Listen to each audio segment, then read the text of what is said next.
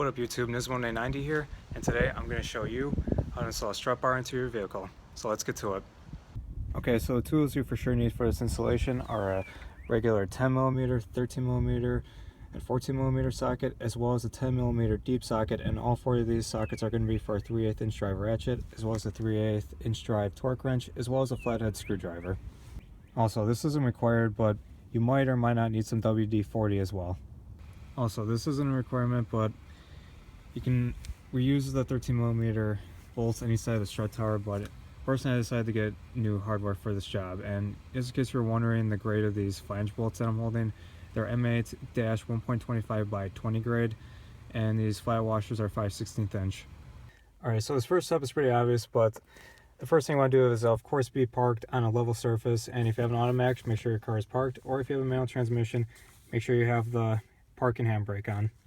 Okay, so now I'm going to take my 3/8 inch drive ratchet with my 13mm socket to take off these two brass looking bolts on the front right strut tower, as well as on the other front left strut tower. Okay, so now I switched over to a 14mm socket, and pretty much I'm going to use it to loosen up the two mounts on each side of the strut bar, as well as take out these nuts and pull out the whole screw on each side of the strut bar as well. Okay, so for this next step, you're for sure going to need a 10mm deep socket to get the nut off of that stud right there, but as you can see, I already took the nut off, and the reason being was because that nut was being a bit of a challenge for me, so I ended up having to use WD-40. Okay, so next thing I'm going to do is use my flathead screwdriver to pretty much loosen up this clamp right here so I can move this intake up and down, so I can adjust this plate so I can get my new strut bar mount underneath.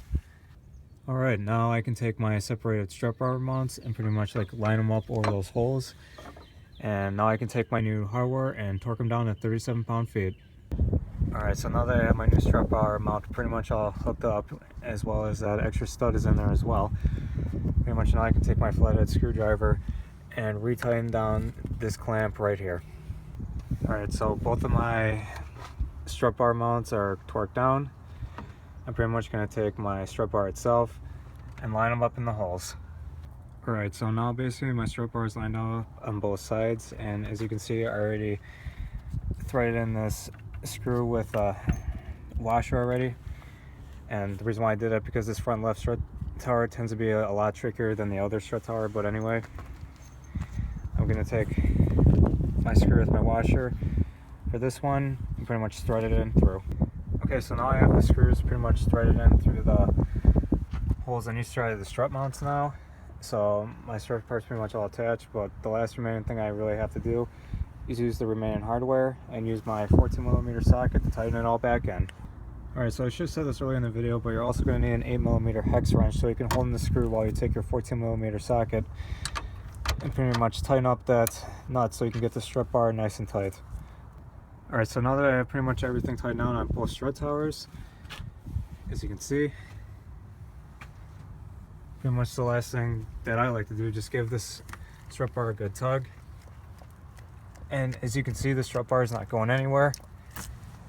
It's all nice and tight and installed in the vehicle, so that's all there is to it. So that pretty much concludes this video. Thanks for watching.